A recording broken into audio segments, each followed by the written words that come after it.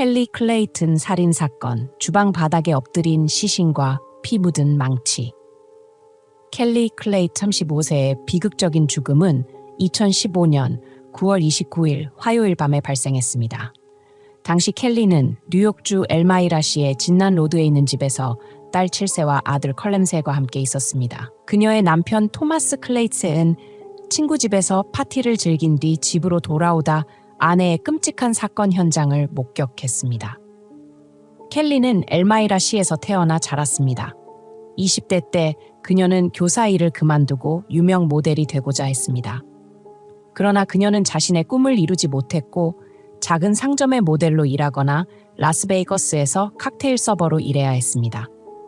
하지만 켈리는 자신의 결정을 후회하지 않았습니다.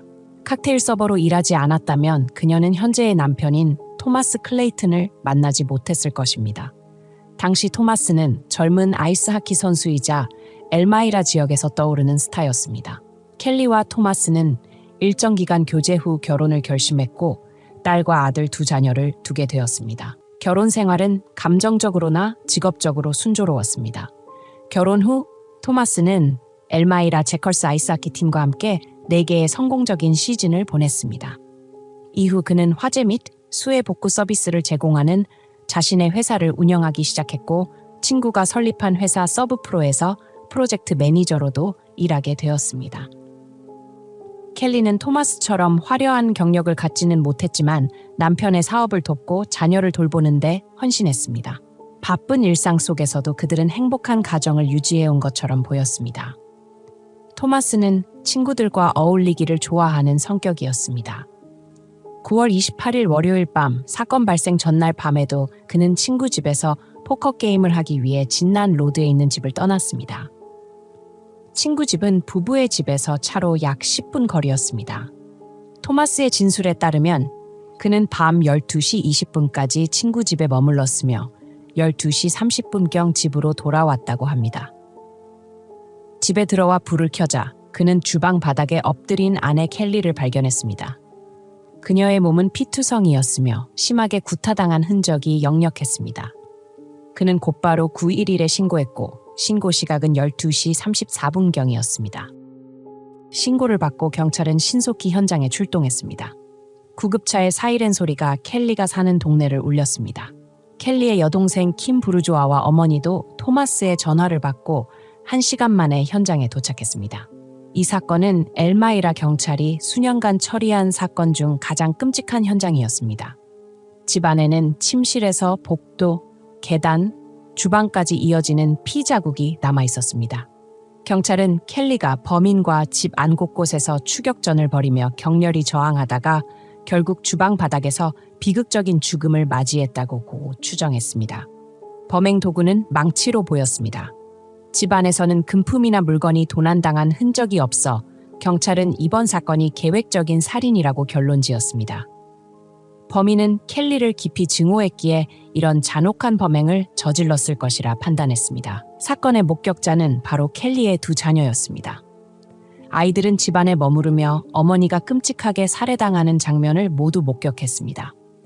피해자의 7세 딸 찰리는 경찰에 강도가 한밤중에 집에 침입했다고 진술했습니다.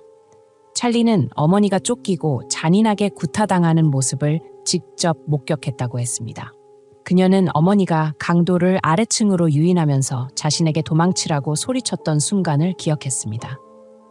찰리는 조사관들에게 강도가 어머니를 때려 어머니가 땅에 쓰러지기 전까지 멈추지 않았다고 말했습니다. 이어 어머니는 몹시 고통스러워 보였고 강도가 떠난 후 아래로 내려가 어머니의 다리를 안았다고 전했습니다. 찰리는 또한 강도가 어두운 색 청바지와 긴 소매 셔츠를 입고 있었으며 사냥을 갈 때마다 아버지가 사용하는 가면과 비슷한 마스크를 쓰고 있었다고 덧붙였습니다. 수사관들이 남자의 체격이 크냐 작냐고 묻자 찰리는 모호하지만 소름 끼치는 세부 사항을 언급했습니다. 그 사람은 아빠랑 정말 닮았어요. 체격도 아빠랑 비슷하고 눈도 똑같아요. 찰리가 제공한 정보를 바탕으로 경찰은 사건을 가정폭력 사건의 일환으로 보고 남편인 토마스 클레이튼을 용의자로 지목했습니다. 그러나 토마스는 확실한 알리바이가 있었고 피해자의 가족과 이웃들 역시 두 사람의 결혼 생활이 행복했다고 믿고 있었습니다. 사건이 발생한 밤, 토마스는 친구 집에서 포커를 하고 있었습니다. 그곳에는 많은 사람이 있었고 이들은 토마스의 확고한 알리바이를 증언해 줄 수 있었습니다. 게다가 파티가 열린 장소에 주차된 토마스의 자동차에 있던 휴대전화의 GPS 기록도 켈리가 살해된 시간 동안 그가 그곳을 떠나지 않았음을 입증했습니다. 토마스가 강력한 알리바이를 갖고 있음에도 불구하고 수사관들은 여전히 그가 사건과 관련이 있다고 의심했습니다. 특히 켈리의 가족을 신문하던 중 켈리의 어린 조카가 무심코 한 말이 수사관들의 주의를 끌었습니다. 조카는 작년 크리스마스 이브에 토마스가 자신에게 올해 크리스마스가 켈리와 가족으로 지내는 마지막 크리스마스가 될 거야 라고 말했다고 진술했습니다. 또한 토마스는 자유를 원하며 새로운 삶을 시작하고 싶다고 언급한 적이 있었습니다. 조카의 겉보기에 무의미한 진술을 토대로 경찰은 토마스가 2015년 9월 21일 오하이오주로 이주할 계획을 세웠다는 사실을 밝혀냈습니다. 그는 이미 일부 짐을 옮기고 회사 트럭을 몰고 오하이오로 갔지만 켈리는 이러한 계획에 대해 전혀 알지 못했던 것으로 보였습니다. 뿐만 아니라 경찰은 토마스가 외도를 하고 있다는 사실도 알아냈습니다. 놀랍게도 그는 단 한 명이 아닌 여러 명의 여성과 동시에 관계를 유지하고 있었습니다.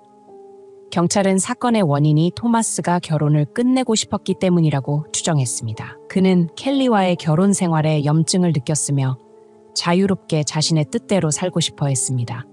그러나 혼인 계약에 따라 이혼 시 모든 재산이 켈리에게 넘어가게 되어 있어 그는 이혼을 선택하지 않았을 가능성이 있었습니다. 토마스의 여러 여성 관계 중 일부와의 신문에서 한 사람은 토마스가 켈리와의 결혼 생활이 자신을 숨 막히게 하고 자유를 빼앗는다고 불평한 적이 있다고 말했습니다. 그는 이혼하면 모든 것을 잃게 될 것이라며 이혼을 거부했다고 덧붙였습니다. 다른 여성은 검찰의 신문에서 토마스와 깊은 감정적 관계를 맺고 있었으며 토마스가 그녀 앞에서 켈리를 비하하는 발언을 자주 했다고 증언했습니다. 경찰은 토마스가 멀리서 아내를 살해하기 위한 치밀한 계획을 세운 것으로 의심하고 그의 알리바이를 다시 검토하며 점을 찾기 시작했습니다. 그러나 파티에 있던 모든 사람을 신문한 결과 경찰은 토마스가 어떻게 완전 범죄를 실행했는지 밝혀내지 못했습니다. 그때 행운이 찾아왔습니다. 토마스와 함께 포커를 치던 친구 린다 밀러가 경찰에 자신이 가진 의심을 알리러 왔습니다. 린다는 사건 발생 밤에 토마스가 그녀의 휴대전화를 약 90분간 빌려 사용했다고 진술했습니다. 토마스는 휴대전화를 사용하며 긴장된 모습으로 낮은 목소리로 통화했으며 통화 후 즉시 해당 전화번호를 삭제하고 휴대전화를 린다에게 돌려주었습니다. 당시 린다는 친구의 행동을 이상하게 여기지 않았습니다. 그러나 나중에 휴대전화 기록을 검토하던 중 낯선 번호를 발견하며 그날 밤의 일이 떠올랐고 불안감을 느껴 경찰에 신고하기로 했습니다. 린다의 소중한 증언 덕분에 경찰은 전화번호의 주인을 추적했습니다. 그것은 토마스의 직원인 마이클 비어드였습니다. 그러나 마이클은 폭력적인 태도 때문에 토마스에게 해고 통보를 받았으며 회사가 제공한 아파트에서 퇴거 조치를 앞두고 있던 상황이었습니다. 토마스와 마이클이 최근 자주 연락했다는 전화 기록 덕분에 사건의 전말이 서서히 드러나기 시작했습니다. 하지만 이 점이 이상하게 여겨진 것은 토마스의 회사 직원들이 두 사람의 관계가 매우 불편했고 서로 전혀 화합하지 못했다고 설명했기 때문입니다. 실제로 토마스는 마이클을 해고하려고 했고 회사가 제공한 직원용 아파트에서 그를 내보내는 절차를 진행 중이었습니다. 마이클의 어려운 상황을 잘 알고 있었던 경찰은 토마스가 부하 직원을 이용해 아내를 살해하도록 청부했을 가능성이 있다고 보았습니다. 게다가 마이클은 과거 켈리의 집 주변에서 일한 적이 있어 집의 구조와 출입구에 익숙했습니다. 그러나 경찰은 토마스가 마이클에게 켈리를 살해하도록 고용했다는 것을 입증할 충분한 증거를 확보하는 데 어려움을 겪고 있었습니다. 사건은 토마스의 회사에 설치된 CCTV를 검토하면서 점점 명확해졌습니다. 경찰은 예상치 못한 단서를 발견했습니다. 구체적으로 토마스가 친구의 집에서 포커를 하던 날 밤, 그는 자신의 차를 사용하지 않고 회사 차량을 이용했습니다. 오후 6시경 회사 주차장 CCTV에 찍힌 영상을 보면 그는 어떤 사람을 차에 태우고 회사 주차장에 도착했습니다. 그 후 두 사람은 각각 다른 차를 몰고 동시에 주차장을 떠났습니다. 이 중 토마스는 밤색 차량을 운전했습니다. 도시 곳곳에 설치된 도로 카메라를 통해 경찰은 회사 차량이 켈리의 집 근처에 사건 발생 시간 즈음 접근한 것을 확인했습니다. 반면 토마스가 친구의 집에 갈 때 몰고 갔던 차량은 다른 차량이었습니다. 경찰은 밤색 차량을 사건 당일 운전한 사람이 마이클이라고 믿었습니다. 토마스와 마이클은 친구의 집에 가기 전 어느 시점에서 차량을 바꿔 탔을 가능성이 있었습니다. 마이클이 회사 차량을 사용해야 했던 이유는 그가 개인 차량을 소유하지 않아 범행 현장으로 이동할 방법이 없었기 때문입니다. 따라서 마이클이 자신의 범죄를 실행할 수 있도록 토마스가 차량을 준비한 것입니다. 사건이 점차 해결될 즈음 토마스는 아내의 죽음으로 인해 $1,000,000의 보험금을 수령하게 되었습니다. 사실 켈리가 살해되기 1년 전 토마스는 아내의 생명보험금을 2배로 늘리는 새로운 보험 계약을 맺었습니다. 이에 따라 켈리가 사망할 경우 가장 큰 혜택을 받는 사람은 토마스였습니다. 망설임 없이 경찰은 마이클을 체포해 조사를 시작했습니다. 경찰과의 대화에서 마이클은 토마스가 자신에게 $10,000,000의 현금을 주겠다고 제안하며 켈리를 살해하도록 청부했다고 자백했습니다. 그는 극심한 재정적 어려움에 처해 있었기에 상사의 제안을 받아들였습니다. 대질신문 중 마이클은 경찰에게 살인 도구인 망치를 발견할 수 있는 장소로 사우스포트 225번 고속도로를 언급했습니다. 그는 또한 사건 당일 입었던 옷과 토마스가 건네준 집 열쇠가 엘마이라 하이츠의 물이 마른 개울에서 발견될 수 있다고 말했습니다.